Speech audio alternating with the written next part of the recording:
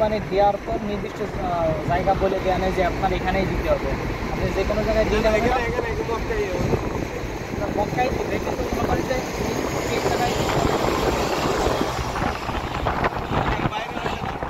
মক্কার ভিতরে ভিতরেই দিবে, কিন্তু আপনি ধরেন হয়তো মসজিদের পাশে দিলেন বা বাজারের পাশে দিলেন, আপনি যেখানে দিতে পারেন আপনার সুবিধা মতো।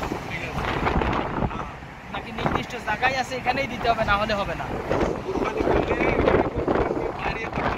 হ্যাঁ,